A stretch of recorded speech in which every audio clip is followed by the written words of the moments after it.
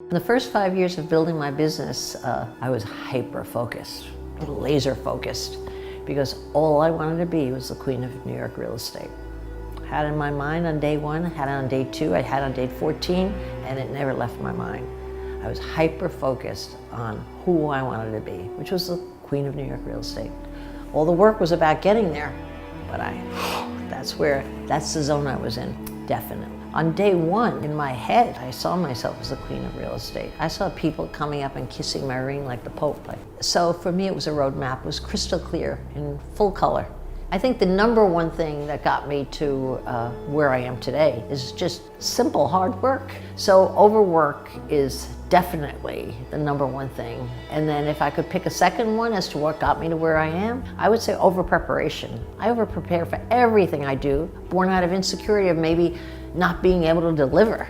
And what an advantage that is in any situation when you walk in and you've well over prepared over the next competitor. You'll usually leave the situation with the gold. I have to tell you, waitressing is a great way to learn about business. Give great service, charm people, remember their name, get their coffee there first, you get more money. How fair. That's the way business is. That's the way real life is.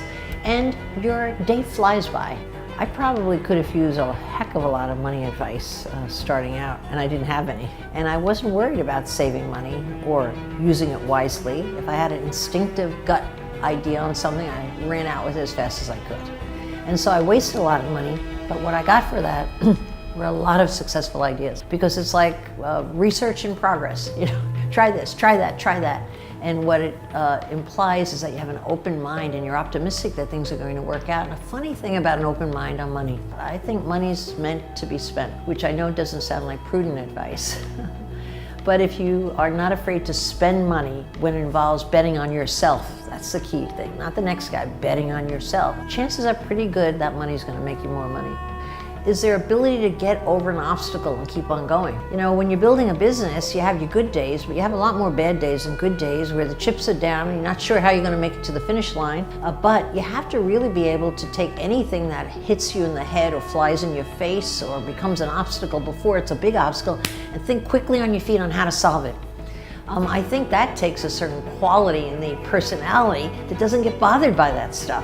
And so when they get hit and they get hit and they get hit, they have that ability to keep popping up, and it's almost like an attitude of hit me again.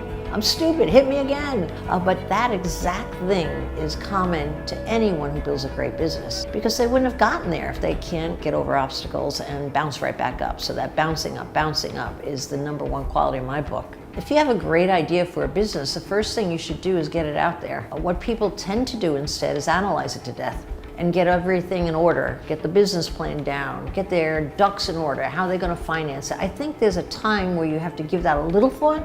I think there's a tendency to feel as though you have to have everything in perfect order, be a perfectionist. And the problem with that is by not getting out there, you don't even have a chance to revamp your product, your sales pitch, your pricing. The only way you can test it is to get it out there in the market. So I think if you have even a prototype of, say, a product or a new service with basic pitch points to it, you ought to walk out in the street, hit a couple of strangers and see if they'll pay you for it. That's the beginning of a business, not on paper or safely at your desk in your office.